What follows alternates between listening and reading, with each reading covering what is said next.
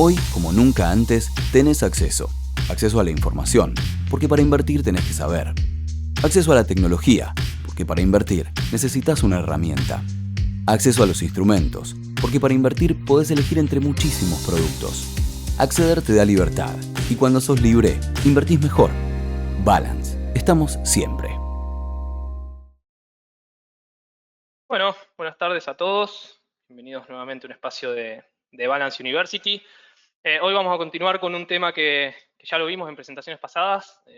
Seguramente algunos de ustedes ya se pudieron sumar y saben de lo que vamos a estar hablando. Para los que no, tenemos todas esas presentaciones subidas a nuestro canal de YouTube. Así que la idea es seguir un poquito la línea, ir profundizando el tema de análisis fundamental. La agenda del día va a empezar, o sea, los primeros temas van a ver los que ya estuvieron, que son repetidos, pero lo voy a tratar de resumir lo máximo posible para que todos estemos en línea de lo que vamos a hablar. Y después, tema 5 es el fuerte del día, que nada, vamos a ver un poquito cómo analizar la industria petrolera y vamos a ver algún caso práctico de qué es lo que miramos. Obviamente, a ver, hay analistas especializados en industria petrolera e incluso en cierto activo, cierta empresa dentro de la industria, así que es un tema mega amplio, pero bueno, como para dar los lineamientos principales, me parece que les va a ayudar bastante. Es un tema que nos han pedido mucho en calls anteriores, entonces nos pareció que estaba bueno por ahí profundizar un poquito más. Así que espero no aburrirlos, sobre todo a los que ya estuvieron con esta primera parte, y bueno, después en el caso práctico ahí se va a mover un poquitito más. Si tienen dudas, tienen el botón para mandar preguntas. Al final, como siempre, al final del webinar las voy a estar levantando, por ahí no todas, pero voy a tratar de responder lo máximo posible. Así que arranquemos con qué es el análisis fundamental. A ver, el análisis fundamental es un método de evaluación y lo que busca es establecer un valor intrínseco o definir un valor teórico de un cierto activo para compararlo con lo que el mercado entiende que es su precio y anticiparse a esa posible variación donde el precio de mercado converja a este valor intrínseco que nosotros determinamos después de hacer todo el proceso de evaluación del activo. Siempre el supuesto es a largo plazo y lo que entendemos es que el mercado en el precio va a ir reflejando, va a ir absorbiendo todos estos fundamentos que nosotros vamos a ver, los va a ir reflejando en el precio y ahí es que va a terminar, va a terminar de converger lo que es precio a lo que es valor, digamos. Diferenciar esas dos partes. Por ahí el valor es uno y es el que nosotros determinamos de manera teórica, el precio es el que nos da el mercado. En el mediano plazo, esos dos valores tendrían que converger a un punto en común, así que la idea es esa, anticipar a dónde se puede mover el precio. El objetivo, obviamente, es encontrar activos subvaluados o sobrevaluados. A ver, el subvaluado es el más fácil, o sea, encontrar un activo que el precio teórico nos dé por encima de lo que es el precio de mercado, entonces tenemos una oportunidad de compra. También se pueden encontrar activos sobrevaluados, o sea, que el precio de mercado esté por debajo de lo que nosotros creemos que vale, entonces se puede jugar a shortearlo, como se dice en la jerga, o apostar a la baja. Los inputs que vamos a usar, básicamente es información financiera e información del contexto. Información financiera, y puse algunos de los puntos, pero toda información financiera o específica de la empresa nos va a sumar, estados contables, resultados, negocios, ratios y demás. Y después el contexto en general, sabemos que hay industrias que hay ciertos factores que le afectan más que a otra y demás, así que tenemos que tratar de meter en este mecanismo, tratar de sumar todas las herramientas posibles para poder llegar a ese valor teórico lo más preciso posible para realmente después esperar que el tiempo haga su trabajo, el precio lo absorba y logremos el resultado que buscamos. Los fundamentos que vamos a tener son básicamente cualitativos o cuantitativos. Cualitativos nos vamos a lo que es modelo de negocio, o sea, dónde hace dinero la empresa, a qué se dedica puntualmente, quién es el management, si tiene alguna ventaja comparativa respecto a la competencia o no. Después analizamos la industria, a ver cómo está repartida esa torta. Sabemos que las industrias tienen ganancias finitas y están repartidas entre los actores que participen de ese negocio. Así que ver cómo está el market share, si está muy concentrado en pocas manos o está diversificado a lo largo de toda la industria. ver los prospectos de la industria de crecimiento, a ver qué proyecciones hay de ese sector, cuánto se espera que genere de revenue, cómo la parte de competencia, si es fácil para un actor entrar o salir de esta industria. Tema regulatorio, sabemos, acá en Argentina sabemos muy bien cómo el marco regulatorio te puede condicionar un negocio, entonces tenemos que tratar de todos esos factores ir teniéndolos en cuenta. Después el contexto político institucional, por ahí va un poco de la mano el tema regulatorio, el tema de seguridad jurídica, ver en qué mercados opera y ver esos mercados cómo se fueron desarrollando y hacia dónde están apuntando. Bueno, eso nos va a dar una visión un poco más amplia de cuál puede llegar a ser ese valor intrínseco del activo. Y después en lo que es fundamentos cuantitativos, básicamente lo sacamos de los estados contables. Ahí podemos ver la calidad de los activos, o sea, sabemos que lo que nos dice el balance por sí solo no dice mucho, sino que hay que indagar un poquito más a fondo y ver esa hoja de balance, a ver qué activos tiene, de qué calidad, con qué tenor, o sea, en qué momento van a madurar. Y bueno, composición de deuda lo mismo, a quién le debemos, cuánto le debemos, cómo son los vencimientos de deuda. Una cosa es tener todos los vencimientos agrupados en el próximo año, por ejemplo, y la otra es que tengas una composición de deuda un poquito más heterogénea, un poquito más distribuida en el tiempo. Entonces también está bueno ver, a ver a qué tenemos que hacer frente en el corto, mediano y largo plazo y ver si en base a los activos y en base a todo este modelo de negocio y demás de la empresa podemos llegar a afrontarlo o no. Y después ver el tema de flujos, que sabemos también que es muy importante, por ahí una empresa tiene mucha deuda de corto plazo, pero tiene flujos de corto plazo que se corresponden, entonces ahí no sería un mayor problema. Acá perdón, algunos de los fundamentos macroeconómicos, puse algunos para enumerar que serían los fundamentales, pero hay millones más, tasa de interés, sabemos ahora cómo todo el mercado está viendo a ver qué hace la Fed, si sube la tasa, si sube 0,25, si sube 0,50, cuántas subas va a tener el año, 4, 5, 7. Bueno, hay que monitorear de cerca todo lo que es tasa de interés y cómo afecta a industrias que las afecta más de lleno, industria financiera, por ejemplo, nos afecta directamente la suba de tasas, hay otras industrias que por ahí les pega, pero de manera marginal. El tema de la inflación, algo que por ahí nosotros veíamos como algo propio en Argentina y que hoy está haciendo ruido en todo el mundo. O sea, vemos lo que es Estados Unidos con inflación arriba de los 7 puntos anualizada. Vemos Europa también con sus temas de inflación. Vemos la suba, bueno, hoy vamos a hablar un poco de petróleo. Vemos la suba de commodities y de petróleo que hubo ahora con el conflicto Rusia-Ucrania. Así que inflación y el tema de precios hay que tenerlo a mano. PBI lo mismo, o sea, un mundo en recesión no es lo mismo que un mundo que esté creciendo, entonces tenemos que ir monitoreando, a ver el PBI básicamente te va a afectar, por ahí no te afecta al mundo si es una empresa, supongo una empresa argentina que tiene solo negocio en Argentina, ahí la verdad que el PBI del mundo te va a afectar de manera marginal, pero el PBI local sí te va a hacer sensible para tu negocio. Entonces, otros de los factores macroeconómicos que tenemos que tener en cuenta. Tipo de cambio, lo mismo. A ver, nosotros por ahí pensamos que el dólar no se deprecia, no pierde valor, o mismo el dólar en su par con otras monedas. Y no es así. O sea, sabemos estos últimos 2 años de turbulencias, la volatilidad que tuvo, por ahí algo inusual en monedas más duras, pero hay que seguir el tipo de cambio. Hay empresas que tienen negocios en diversas monedas y si no tienen estrategias de cobertura acordes, por ahí quedan muy expuestos a este riesgo de tipo de cambio que por ahí nada tiene que ver con el negocio y es lo que termina determinando si el año fue positivo o no. Entonces hay que ver eso. Si está manejando más de una moneda, analizarlo una por una. Si está manejando una, bueno, analizar esa moneda contra el par que querramos o que creamos que es el que sirve. Endeudamiento a nivel macro, bueno, generalmente mayor deuda, mayor riesgo de incumplimiento. Te condiciona, sabemos que las reservas son finitas y que, bueno, por ahí el uso que se le da a esas reservas puede ser uno u otro, así que está bueno tenerlo en cuenta. Perdón si voy rápido acá, pero la idea es la parte teórica, por ahí pasarlo un poquito más ágil y cualquiera que se quiera meter un poco más a fondo puede ver las charlas pasadas, que ahí sí nos metimos un poquito más en esto teórico. Fuente de la información, o sea, de dónde sacamos información para nutrirnos, para armar estos estas evaluaciones. Puede ser histórica, actual o previsional, o sea, mirando para atrás, mirando a hoy o mirando a futuro.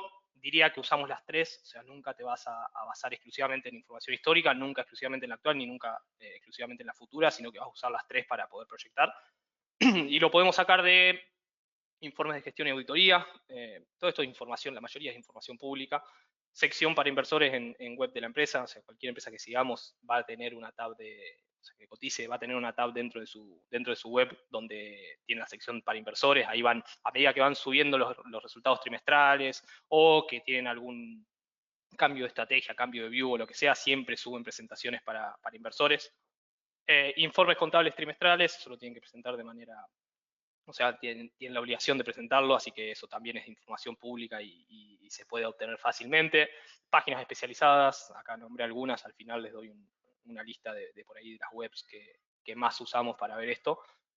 Algunas tienen información gratis y después, no sé, leer cierta cantidad de artículos te empiezan a cobrar, pero bueno, hay mucho de esto que se puede obtener gratis, así que está bueno, si estamos siguiendo una empresa en particular, ver los analistas que siguen exclusivamente a esa empresa, ver qué view tienen, ver qué proyecciones tienen a futuro y demás. Y después, bueno, ver obviamente los planes de negocio para ver dónde tiene el norte o hacia dónde apunta la brújula de la empresa, siempre es importante. Calidad de las ganancias, bueno, acá de nuevo con lo que es información financiera, tenemos que siempre asegurarnos que la información sea de calidad, o sea, no relajarnos a que el dato está, sino indagar en el dato y chequearlo de todas las maneras que sean posibles. Acá puse algunas de las señales que te pueden levantar una banderita de, che, acá puede haber baja calidad en información financiera, reconocimiento prematuro de ingresos, o sea, no cierra el año, entonces reconocemos ingresos que eran para enero, los reconozco en diciembre, básicamente. Clasificación de ingresos no operativos como operativos, o sea, ingresos one shot, ingresos que no se van a repetir en el tiempo y que a mí me lo ponen como un ingreso operativo y me inflan las ganancias, también me tiene que hacer ruido, o sea, estás queriendo inflar algo que no es. Bueno, pérdidas y gastos, retrasar, capitalizar o clasificar como no operativos, lo mismo pero del otro lado de la parte de reconocimiento prematuro de ingresos, o sea, lo pateo para adelante al resultado negativo, entonces inflo el resultado de este año y el año que viene veo a ver cómo lo compenso. Amortizaciones y tasas de descuento, ahí hay algo de discrecionalidad para el management, obviamente no pueden poner las tasas, o sea, tienen que tener un sustento atrás a la hora de usar tasas y amortizaciones. Amortizaciones sobre todo ahí tenés mucho más normativa y tenés que moverte dentro de ciertos parámetros, pero tiene algo de cintura del management ahí para poder moverse, entonces también es un punto que podemos verlo un poquito más a fondo y decir, bueno, si tiene sentido lo que están poniendo o no. Y bueno, si operan en más de un país, saber que los métodos contables cambian, la cultura cambia, o sea, hay perfiles de riesgo un poco más agresivos en ciertos países que en otros, y las oportunidades de crecimiento, obviamente, esto en línea con los fundamentos macroeconómicos, las oportunidades de crecimiento por ahí en un país son distintas a otras. Así que ahí es donde tenemos que enfocarnos. La decisión, como les decía al principio, es si el precio de mercado es menor al valor intrínseco que nosotros calculamos, es una oportunidad de compra. Si el precio de mercado es mayor al valor intrínseco, es una oportunidad de venta. Oportunidad de venta, si tengo el activo y lo evalúo y siento que el precio hoy que me están pagando es demasiado para lo que yo creo que vale, básicamente, aprovecho y vendo. El proceso acá de manera esquemática y rápida, entender la empresa y el negocio, juntar la información, es información que sea de calidad y demás, estimar la performance de la empresa a futuro, selecciono el método de evaluación, ahora vamos a ver que hay varios métodos de evaluación, no es que es un solo método mágico que meto el input y me tiro un valor, sino que cada industria es particular, muchas empresas son particulares, así que seleccionar el método de evaluación que sea acorde, convierto eso que presupuesté en evaluación, o sea, determino ese valor teórico y aplico la conclusión de, bueno, el valor teórico es mayor al precio de mercado, compro, o si es al revés, vendo. El tipo de empresa, este es un factor muy importante a la hora de comparar, o sea, para comparar peras con peras, digamos, hay empresas value y empresas growth, seguramente escucharon. Básicamente los tres puntos que hacen incomparable una empresa es el riesgo, la estructura de capital y el negocio. Si comparo una empresa value contra una empresa growth, voy a tener que hacer muchísimos más ajustes que si estoy comparando dos empresas value. Entonces, primero entender bien a ver por dónde pasa la empresa para poder empezar a hacer mi análisis. Entonces, en lo que es empresas value, el precio está determinado por el presente. Generalmente tienen menos volatilidad que lo que son las empresas growth. O sea, una empresa value es una empresa que ya está instalada en el mercado, que ya tiene nombre, que ya sabemos que genera flujos y demás. Y entonces el crecimiento potencial que tiene esta empresa por la menor volatilidad, los menores riesgos y demás, es limitado. Ahí puse Exxon, que justamente es uno de los casos que vamos a ver hoy, JP Morgan, Procter Gamble y demás, son empresas value. Y después las empresas growth son empresas por ahí que apostamos más al crecimiento futuro, o sea, no tenemos esa perspectiva futuro de que va a crecer y ahí es donde vemos el valor todavía hoy no lo tiene, entre comillas, sino que estamos apostando a futuro. Los resultados todavía son inestables, la volatilidad es muchísimo mayor, y acá entran, para pensarlo fácil, empresas tecnológicas de alta tecnología. Ahora, dos de los ejemplos que puse ahí ya son un mix entre value y growth, o sea, un Amazon o un Facebook, ya se están pasando un poquito a la columna de la izquierda. Tesla es un ejemplo clarísimo de una empresa growth.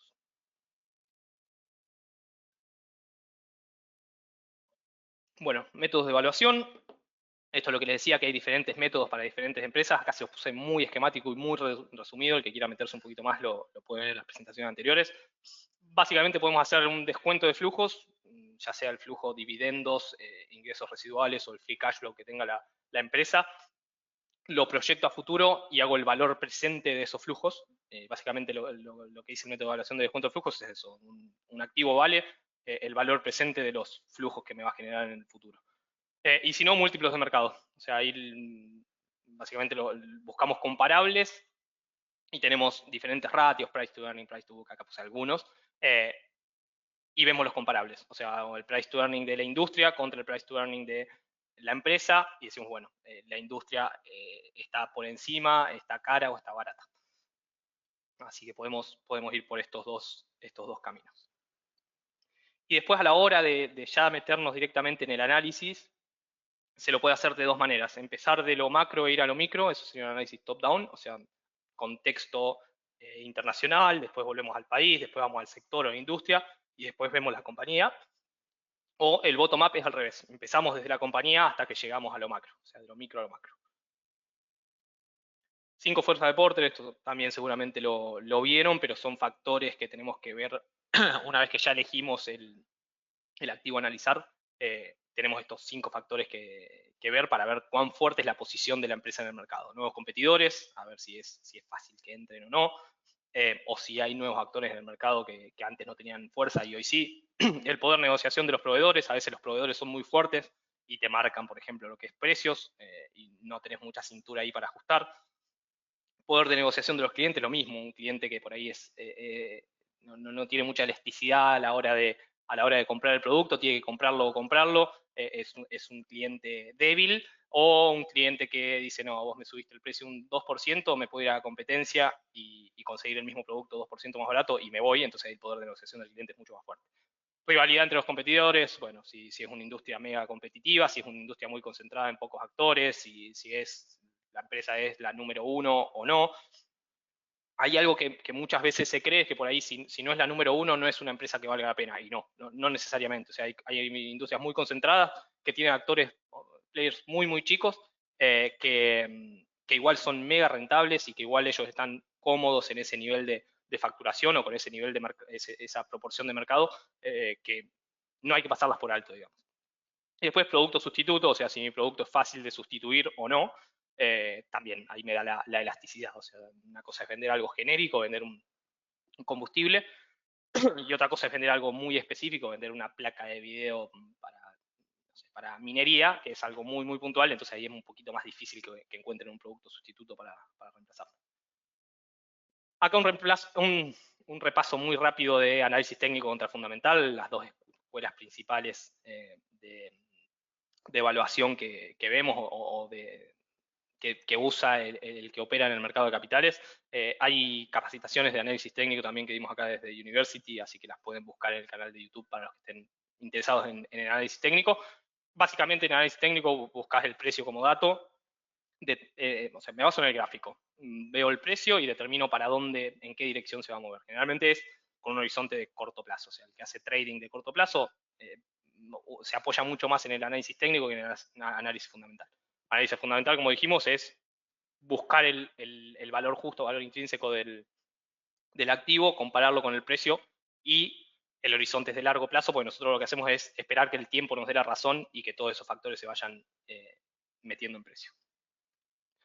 Bueno, hasta ahí la parte teórica, perdón si fui muy rápido. Ahora, industria petrolera fue algo que en todas las capacitaciones pasadas tuvimos alguna consulta, así que queríamos, a ver, es un análisis muy macro de cómo empezar a meterme si quiero empezar a operar o quiero empezar a invertir en empresas ligadas en empresas o directamente en el petróleo. Después les puedo contar un poquito a ver de qué manera se puede operar. Pero bueno, este es un view muy general como para que entendamos de qué se trata la industria petrolera, un par de términos de mercado que por ahí generan confusión y demás. Características específicas de la industria petrolera. Acá no voy a ser muy técnico en la parte de ingeniería del petróleo, sino que vamos directamente a lo que nos afecta a nosotros. Capital intensivo, o sea, son empresas que demandan muchísimo capital para poder estar en mercado. Dependencia a precios.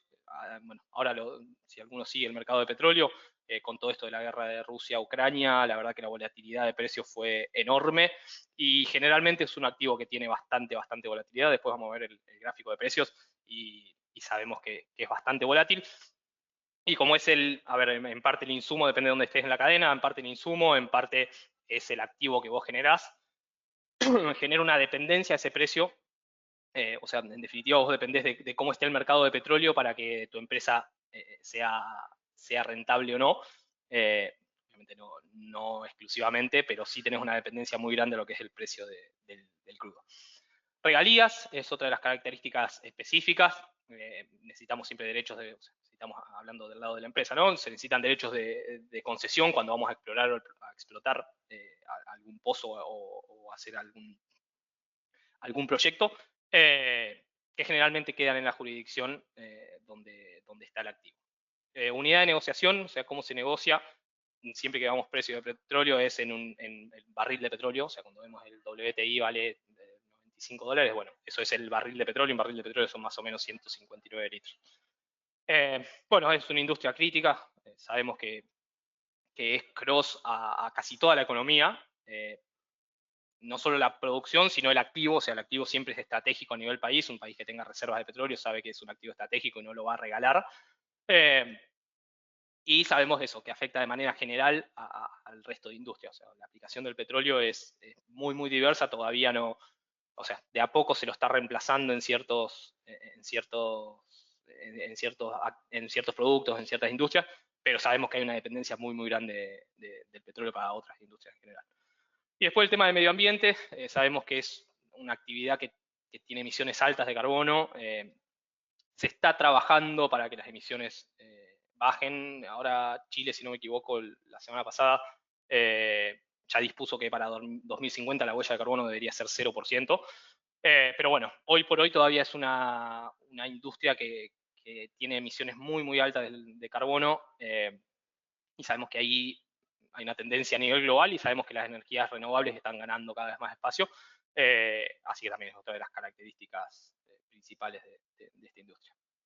Riesgos, acá algunos riesgos propios de la industria, o sea, algunos afectan al resto del mercado, otros afectan de manera específica a las petroleras. Siempre que hablamos de petroleras, generalmente hablamos de oil and gas, lo resumí en petroleras, pero van muy de la mano lo que es el oil y el gas. Riesgo de precios, lo que dije antes, que la volatilidad de precios que puede haber por oferta y demanda nos afecta al resultado final. Riesgo de mercado, bueno, ahí que puede haber sobre stocks. Ahora después les voy a contar un caso muy particular que está bueno para ver esto de lo que es el riesgo de mercado y cómo la oferta y demanda me juegan un papel muy importante. Riesgo geopolítico, bueno, sabemos ahora todo el conflicto de Ucrania, el tema de acuerdos de precio, la OPEP y demás, que seguramente escucharon, bueno, eso también es un riesgo propio de la industria que me puede cambiar de rumbo a cómo se está explotando a nivel mundial.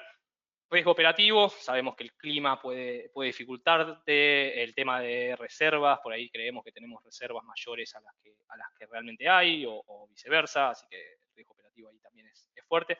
Y riesgo normativo, también lo nombré al principio, sabemos que todo lo que es regulaciones y demás me pueden cambiar el negocio. Así que todos estos riesgos hay que tratar de monitorearlos. Algunos podemos hacer estrategias de cobertura, riesgo de precio, ya fijar precios a futuro y demás. Entonces está bueno tenerlos monitoreados y cuando haga falta, cuando creamos que ese riesgo está por encima de un nivel aceptable, se lo puede cubrir. Cuando estamos del lado del analista financiero y estamos analizando una empresa, ver si está muy expuesto a un cierto riesgo es clave, y ver si tiene una cobertura hecha para ese riesgo también es fundamental. Reservas por país, acá cómo está distribuido el petróleo, o sea, las reservas de petróleo a nivel global. Entre los primeros 4 tenemos ya más del 50% de las reservas mundiales. Venezuela, Arabia Saudita, Canadá e Irán. El gráfico de la izquierda, si ven la parte de arriba, son países pertenecientes a la OPEP, ahora les voy a comentar qué es, y la parte de abajo son países que no pertenecen a la OPEP. Ahí está, vamos con la OPEP, es la Organización de Países Exportadores de Petróleo. Está reconocida por Naciones Unidas y los países miembros representan el 40% de la producción mundial y más del 80% de lo que es reservas a nivel global.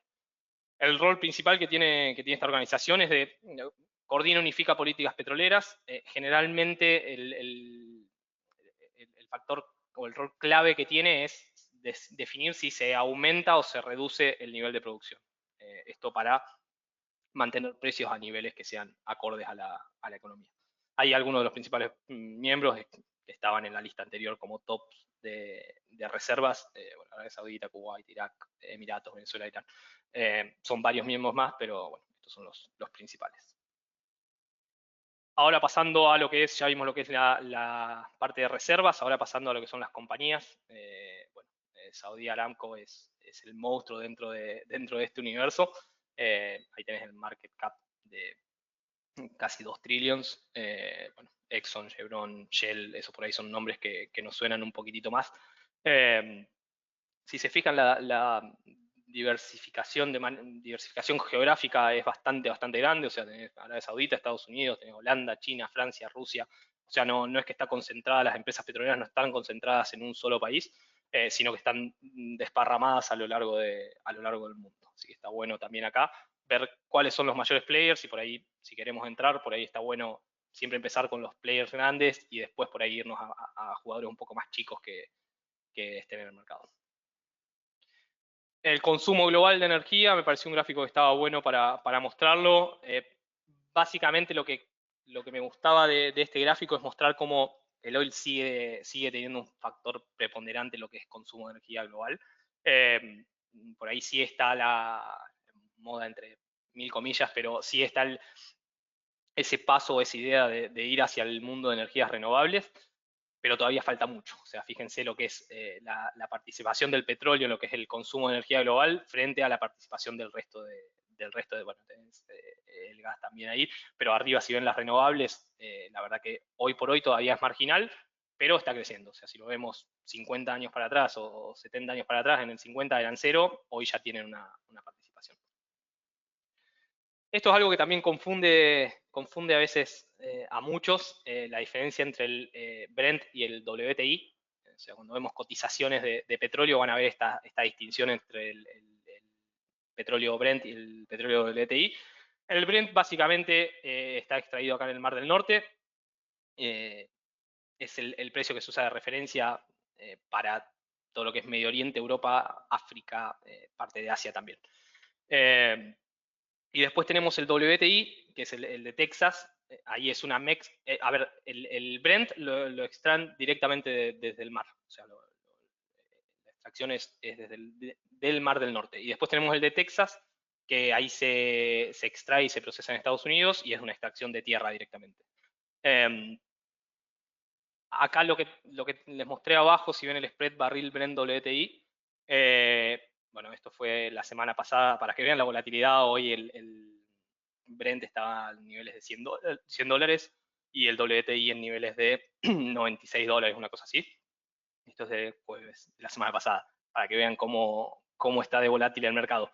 Pero ven que tiene un spread de precio, por más que el activo es en es el mismo, o sea, es petróleo, tiene un spread de precio. Básicamente ese spread lo marca oferta y demanda y situaciones geopolíticas. Obviamente hoy con todo el conflicto con Rusia medio marginado del mercado petrolero, se hace un poquito más difícil conseguir en Oriente petróleo y eso hace que el Brent sea un poquito más caro. El WTI, que es para lo que es América principalmente, sigue a full y ahí tenemos un poquito más de oferta y tenemos el precio un poquito más abajo. Las fases de la industria petrolera, seguramente esto también lo deben haber escuchado, el tema del upstream, midstream, downstream. Hay empresas que son cross y que hacen las tres patas, hay empresas que están dedicadas exclusivamente a una, así que siempre hay que, el primer paso cuando veo una empresa es, bueno, ¿en qué fase del proceso de la industria petrolera está?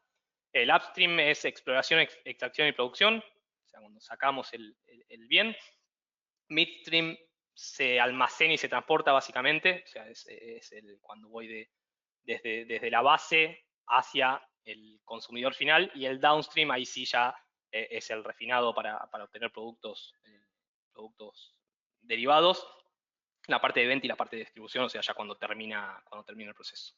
Para algunos de los productos derivados, o sea, para que vean cuán cross es el asset petróleo en nuestra vida en general, no queda exclusivamente por ahí en la nafta, sino que impacta en varios de los productos que usamos todo el tiempo. Así que bueno, son algunos de ellos. El tema de volatilidad de precio, acá este es el gráfico desde el 83, 84 hasta ahora, para que vean cuán volátil fue el precio del barril de petróleo. Tenemos Irak invade Kuwait, por ejemplo. A Kuwait lo vimos como uno de los principales países con reservas y productores. Afganistán, lo mismo, ven el efecto que tienen precios. La crisis financiera de 2008, también se dispara el precio del petróleo. Después vemos la pandemia, acá esta línea que baja en 2020, que baja hasta el 10º subsuelo. Bueno, eso fue la pandemia. Ahora les voy a contar el caso para que entiendan por qué precio negativo, que por ahí a muchos les hace ruido cómo puede tener precio negativo, me van a pagar por darme petróleo. Ahora lo vamos a ver. Y después, ahora esta escalada meteórica que tuvo este último tiempo con el conflicto de Rusia y Ucrania, tocando los 120 largos, $130, ahora volvió de nuevo a niveles de $100. Acá el punto ese de los futuros en negativo, esto fue allá por abril de 2020, o sea, en plena pandemia. Básicamente lo que hubo es un exceso de oferta y una necesidad de demanda muy, muy grande, una baja de la demanda muy, muy grande. El exceso de oferta, a ver, había poco timing ahí, un conflicto por precios entre Rusia y la OPEP en general y Arabia Saudita en particular. Nada, el tema de decir reduzco producción o no, seguían produciendo, eso hacía que el precio del barril baje.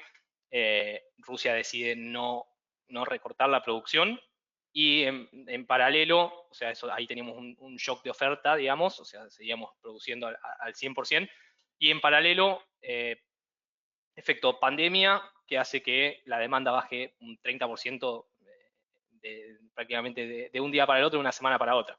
Eso lo que hizo es que tengamos un exceso de stock de petróleo que no se sabía. A ver, todo lo que es futuros de WTI, o sea, futuros de lo que es Texas, son contratos que tienen delivery, o sea que yo compro un contrato de petróleo y me vence el contrato de petróleo en mi posición, me van a entregar el petróleo, o sea, me van a descargar los barriles de petróleo en donde el contrato diga. Esto es con delivery en Oklahoma, si vos te metes al contrato de futuros de WTI, es con delivery en Oklahoma. El tema es que al haber semejante cantidad de stock y tan poca demanda, o sea, el acopio en Oklahoma estaba lleno, entonces no había dónde poner los barriles de petróleo. Se empezó a vender, el que no tenía dónde ponerlos terminó diciendo, bueno, te pago, llegó hasta 30 y largo, no sé si no tocó los $40 negativos, o sea, te daban el petróleo y te pagaban $40 por barril para que vos te hagas cargo y lo almacenes.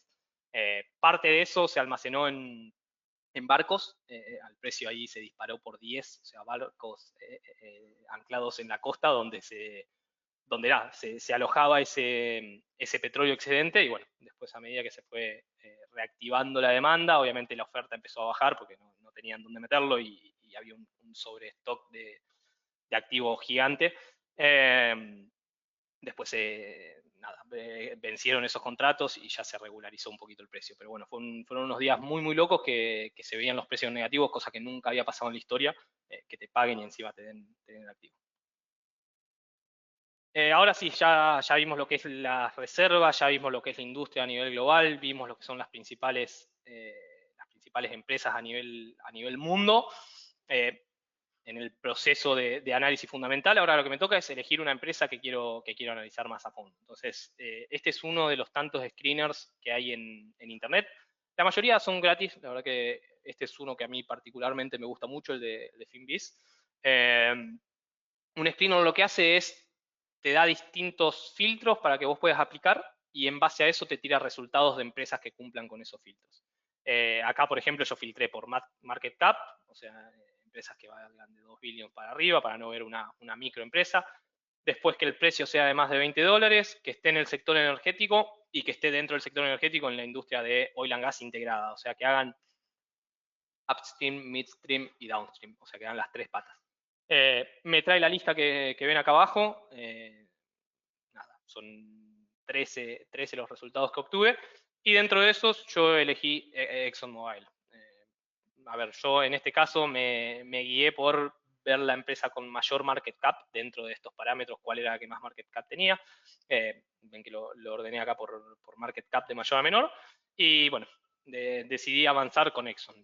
No significa que Exxon sea mejor ni peor que National Fuel Gas, la última de la lista. Es una cuestión completamente aleatoria por la que yo lo elegí. Así que vamos con, o sea, ya pasé de la industria a elegir el activo, ahora elegí Exxon y me empiezo a meter un poquito a ver cómo viene esta empresa y qué factores quiero tener en cuenta a la hora de analizarla. El precio de los últimos 10 años, esto también es al jueves pasado, si no me equivoco. Vemos que estuvo muchísimos años operando en niveles de $70 a $90. Ahora estamos de nuevo en ese rango. Plena pandemia y vemos la caída en 2020, donde pasa de valer $70 a tocar precios de abajo de 30. Y bueno, ahora vemos en el último, si vemos la última parte del gráfico, vemos cómo el efecto de esta suba del petróleo lo llevó de la mano y la hizo tirar bastante para arriba. Me meto a ver la empresa, lo primero que quiero ver es dónde genera esas revenues, o sea, por dónde pasa el negocio. Veo que es una empresa integral, opera en diferentes segmentos, o sea, opera en el upstream, midstream y downstream. Ahí tiene una parte de chemical también donde es bastante fuerte.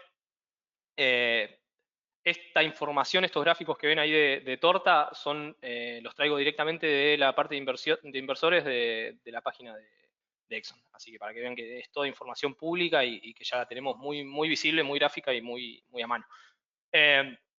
Si vemos, esto es fiscalía 2021, al 31 de diciembre de 2021, las ventas principalmente venían de la parte de downstream, o sea, venían de la parte de refinado, venta y distribución, pero las ganancias vienen del upstream, o sea, de la parte de exploración, extracción y producción. Es un año obviamente distinto del año pasado, 2020-2021, marcado por la pandemia. Así que por eso por ahí está esta divergencia. Después ver las geografías de dónde vienen estas revenues. Vemos que principalmente están en Estados Unidos, o sea, el 50% del negocio lo genera en Estados Unidos, pero tiene una linda diversificación geográfica, tiene negocios con Canadá, Singapur, UK, Francia, Italia, Bélgica, Australia. A ver, el tema de diversificación geográfica es clave. Por ejemplo, si en este gráfico nosotros viéramos que las revenues vienen el 53% de Rusia en vez de venir de Estados Unidos, y bueno, sería un problema bastante grave. Entonces está bueno saber a dónde pasa de manera geográfica el negocio. Los cash flows, acá tenemos cash flows proyectados, vemos que casi se duplican a 2027, sí, prácticamente se duplican el cash flow que va a tener la empresa. Y vemos los ingresos y las ganancias por acciones, como vienen creciendo de manera sostenida y vienen generalmente en línea. Si ven el gráfico acá a la derecha, las barritas azules son los ingresos, las barritas grises son las ganancias por acciones y la línea amarilla es lo que estima el mercado si ven en este último, por ejemplo, en el 12 de 2021, o sea, el último Q del 2021, lo que es ingresos, el mercado estimó arriba de 80 billions y estuvo en línea con lo que reportó. Y lo que es ganancias por acciones, el mercado estimaba algo de $1,90 y la empresa reportó $2 y monedita. Así que sorprendió al alza, o sea, la ganancia por acción fue mayor que la que esperaban los analistas. Pero bueno, importante que vayan creciendo ambos, importante que nunca defrauden al mercado, entre comillas, de manera muy grave.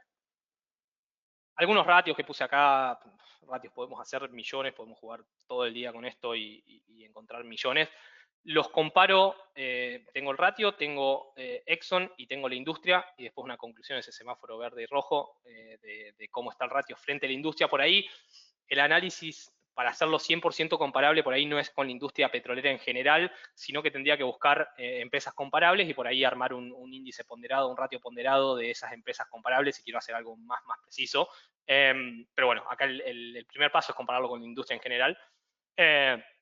Deuda contra EBITDA, 1,1 veces no es algo que me vaya a preocupar, o sea, lo que deben es una vez el EBITDA del año, el EBIT contra los gastos en intereses 28 veces, ahí por ahí es un poquitito más grave. La deuda contra el equity, la deuda es un 26% del equity contra la industria que tiene un 91% de deuda contra equity, así que este es un factor positivo cuando lo vemos de manera relativa con el resto de la industria.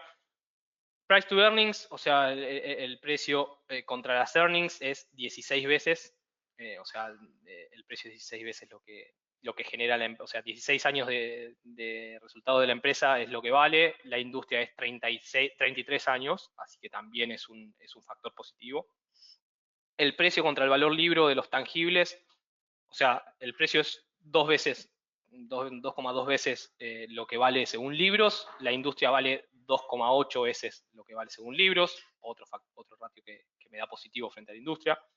El margen de ganancias gross, bruto, digamos, es de un 31%, la industria tiene un margen de ganancia bruto de 35%, así que ahí estamos un poquito por debajo de lo que es la industria. El margen operativo de Exxon es de un 3% contra un 5,7% en la industria, lo mismo. O sea, ahí estamos casi en la mitad de margen operativo de lo que es la industria. CAPEX, o sea, cuánto invierten en capital. El último año se invirtieron 12 billions, un 30% menos que el año anterior. Así que nada, eso no necesariamente es un factor negativo ni positivo, hay que ver si habían grandes inversiones en el año anterior o hubo algún gasto extraordinario por el que tuvieron que invertir tanto, pero hay que seguirlo al CAPEX de cerca. El ROE, o sea, el rendimiento del equity, es de un 14% para lo que es Exxon contra un 2,3% de la industria, esto es muy favorable. Las ganancias por acción, lo que veíamos antes, 5,40 contra un negativo de 5,23 de la industria, también es un factor positivo. Y bueno, los ingresos de 85 billions, me gusta más verlo en este gráfico que verlo acá como el dato frío, pero ver que los ingresos van creciendo de manera sostenida. Bueno, un factor que hay que seguir es a ver cuán dependiente es la empresa al valor del petróleo. Acá tenemos una correlación muy fuerte, o sea, esta es una tira, si no me equivoco, de 5 años, ¿sí? Y vean, el gráfico tiene el gráfico de barras, es el precio de Exxon, y el gráfico, la línea naranja, es el precio del WTI. Y vean cómo van muy de la mano, o sea, se van leyendo uno al otro. O sea que hay una dependencia muy grande del precio de la acción contra el precio del petróleo. Eso en momentos, ahí si ven el semáforo lo puse en amarillo, entre positivo y negativo. Positivo es en momentos como ahora, que tenés el petróleo en niveles de $100, espectacular, pero en momentos donde el petróleo baja muy fuerte, te va a castigar también en precio. Ahora si lo ven, este gráfico también es al jueves, si lo ven hoy al gráfico de Exxon, con esta corrección del petróleo, también lo movió. Entonces, es un factor híbrido ahí entre positivo y negativo, la correlación está casi en 60%, entonces a mí la verdad que no me deja tan cómodo el tener esa dependencia tan grande en un activo que tiene volatilidad y que por ahí está fuera de las manos de lo que es la empresa. La empresa puede ser muy eficiente, pero donde se le va el precio de petróleo empieza a perder plata igual. Entonces, nada, está bueno ver la correlación. Estos dos gráficos, este gráfico y el que viene en la filmina anterior me parecen que están muy, muy buenos. Esto es el gráfico de la izquierda, lo que me dice es el precio del barril de petróleo que necesito para cubrir gastos de capital y de dividendo. O sea, ¿cuál es mi break-even? ¿En qué punto ya cubro los gastos de capital y de dividendo? Para 2021 es de $41 y la proyección a 2027 es de $30. Y ahora pensamos que estamos en niveles de petróleo de cerca de los $100, tenemos en 2021 nomás, si mantenemos a 2022, bueno, cerca de $37, tenemos $60 de margen que van a ser un exceso a lo que necesito para cubrir gastos de capital y de dividendos. Ese exceso hay que ver qué decisión toma el management de la empresa y a dónde los aplica. Puede ser que tiene una política de dividendos muy, muy fuerte Exxon, puede ser que pague más dividendos a los inversores, a los accionistas.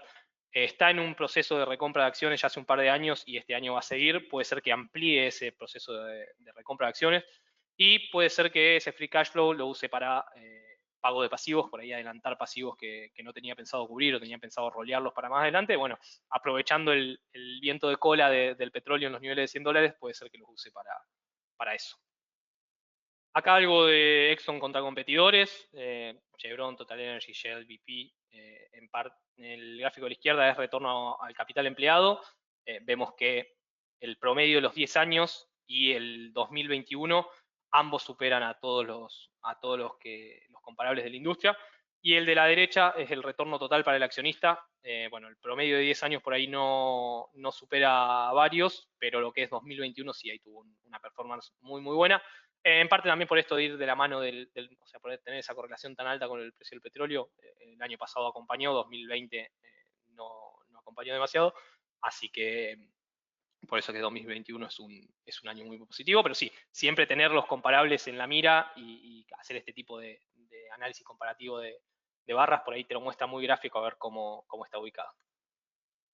Otros factores propios de Exxon, la política de recompra de acciones, eso que les comentaba antes, plantear recomprar 10 billions en acciones en los próximos 2 años.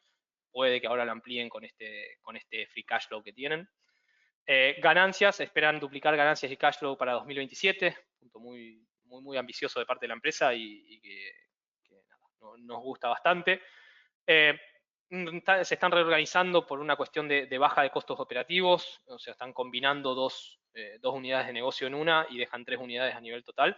Así que eso también, siempre que se bajen costos y que se optimice la parte de costos, me va a generar más revenue. La parte de petróleo no convencional, sabemos que la pandemia por ahí a los players más chicos los marginó del mercado, entonces ahí aprovechan las empresas grandes y pueden ganar mercado que antes no tenían. Emisión cero de carbono, lo que nombré al principio, promete la empresa emisiones cero para 2050. Hoy es la 4ª empresa a nivel mundial que más emite, así que nada, si cumple con esa meta de carbono cero a 2050 es muy, muy importante, hay que ver en qué momento va a reducirla tan drásticamente. Y la parte de dividendos, pagó 15 billions en 2021, por más que fue un año más o menos para las petroleras, sobre todo el principio de año, y lleva 39 años aumentando los dividendos. Hoy la yield, o sea, cuánto es el dividendo contra el precio, es más de un 4%, entonces es una buena acción para tener en cartera y de última ir devengando la parte de dividendos es interesante. Por último, creo, esta página me muestra el trading de insiders, o sea, de gente propia de la empresa, a ver qué están haciendo, si están comprando, si están vendiendo.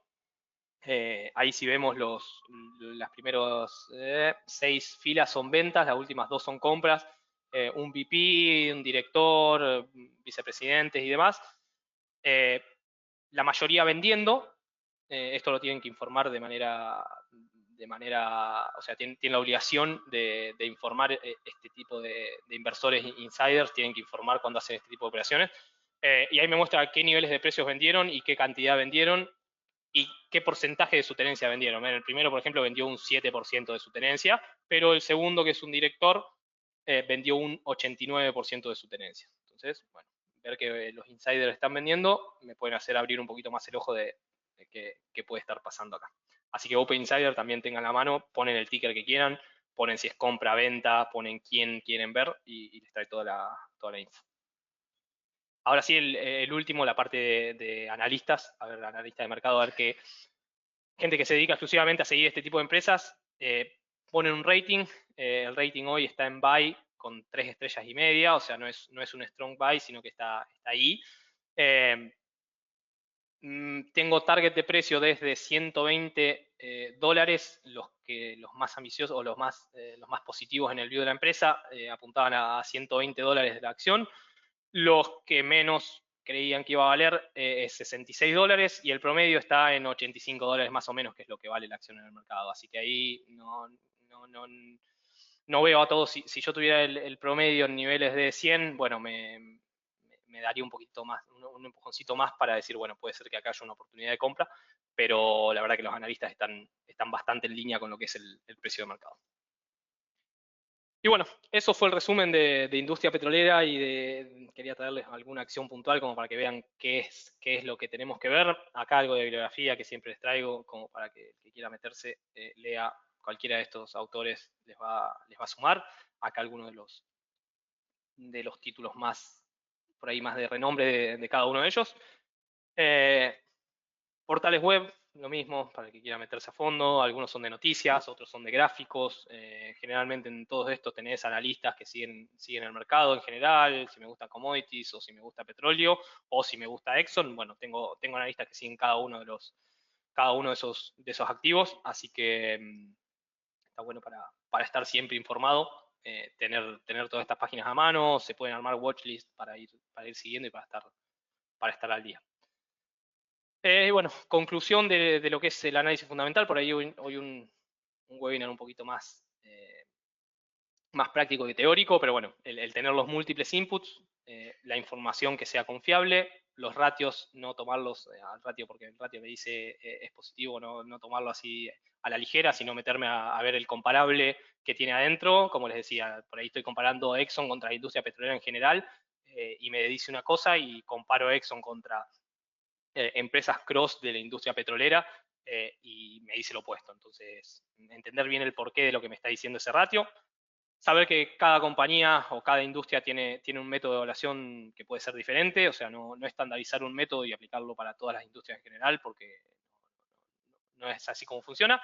Y siempre cuando estamos con esto del análisis fundamental, tener el horizonte de mediano a largo plazo, o sea, no asustarnos si nosotros estamos sólidos de fundamentos y estamos sólidos en nuestra conclusión y hacemos una inversión, no asustarnos si ese activo baja o lo que sea, porque tenemos que tener esa mente de largo plazo cuando ahí sí el mercado va a absorber todos estos fundamentos. Si la conclusión nuestra fue correcta, el mercado va a ir absorbiendo esos fundamentos y en el mediano y largo plazo lo va a reflejar en precios. Así que bueno, eso fue todo de mi lado. Ahora voy a ver si tenemos algo de preguntas. Perdón que miro para abajo, pero me llegan al celular directamente. Voy a tratar de responder las que pueda y las que no se las pueden pasar a su asesor y nos lo mandan. A ver, ¿dónde van a quedar guardadas las charlas? Y en el canal de Balance de YouTube está grabada esta y todas las anteriores. A ver, ¿qué más? Quiero ver algunas que coincidan. Si toda la info la tomo desde la página de la empresa, no necesariamente. Parte de la página de la empresa, parte de los informes trimestrales, parte de informes de analistas. Hay miles, o sea, en estos portales que les pasé en la anteúltima filmina, ahí van a tener